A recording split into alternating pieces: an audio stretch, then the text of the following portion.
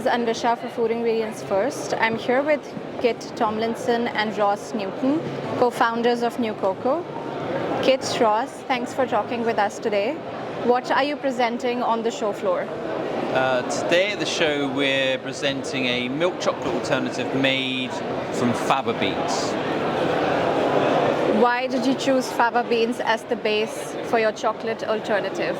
So fava beans are an incredible legume. They grow in loads of places around the world, from Asia right through to Europe. They're a great legume. They're nitrogen fixing, so they really help soil. And most importantly, they share some properties with the cocoa bean that allows us to then take that bean through a similar journey that the cocoa bean goes on to develop similar taste and aroma. Great. What can you share about Nukoko's patented process that allows it to mimic the taste and texture of traditional chocolate? We can't tell you real detail about the patents, but I suppose what we can say is that it closely follows the cocoa process. So cocoa in its native kind of farming, it's fermented, it's dried, it gets roasted and ground down into chocolate, and our process is exactly the same. And the point is that in cocoa you unlock the same flavor precursors before roasting that bring out the Maillard reaction, and then that gives us kind of the cocoa flavor profile that we get, and we do exactly the same thing with the fava beans. So we've really taken a very traditional process, inserted fava beans and used cutting-edge technology to produce our product. Great, thanks for sharing. There's been a lot of fluctuation in cocoa prices, and there's also been a lot of sustainability concerns. Do you see cocoa-free chocolate as a long-term industry shift or more of a niche innovation? I think the cocoa industry as a whole has been responsible for huge social and environmental problems. Even more importantly, climate change is increasingly affecting the ability for cocoa farmers to grow cocoa.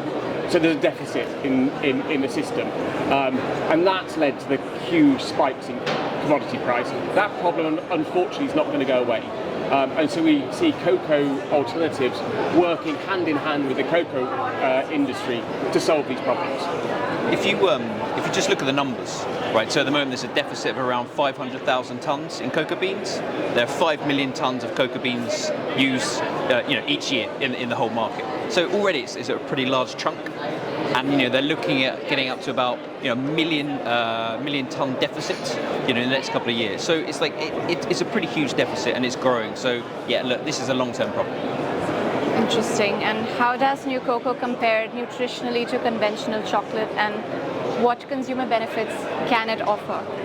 I suppose if you look at the back of pack, the back of pack Nutritional, it's really similar. Fava beans have a bit more protein, a bit more fiber, but really it's pretty much like for like comparative to cocoa. The differences are that cocoa has lots of different positive nutritionals like antioxidants, but fava bean has its own antioxidants, packed full of kind of vitamins, folates, antioxidants as well. So there's differences, but the fava bean is seriously good for you as well. Understood. Can you talk to us about any challenges that you might face or have faced in scaling production, and how does your partnership with Döhler help address them?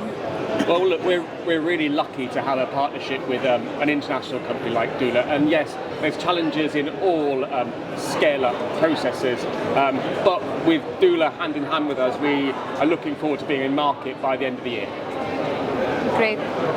How do you think major chocolate brands and consumers are reacting to cocoa-free chocolate, and do you see any resistance or growing demand for these products? I think the demand is definitely growing. We speak to all the leading chocolate manufacturers around the world, and they're all looking at live projects for cocoa alternatives. We're not currently in the market. We should be launching second half of this year, but some of our competitors that started earlier than us are in market, and they're hugely successful. The consumer pickup of them, demand and interest in them is hugely positive. So we think the future is really bright for cocoa alternatives. And look, we know that the key in this industry is delivering on taste. If you can deliver on taste, there's products, and there's an opportunity in the market. Great, thanks for your time. Thanks so much. Pleasure.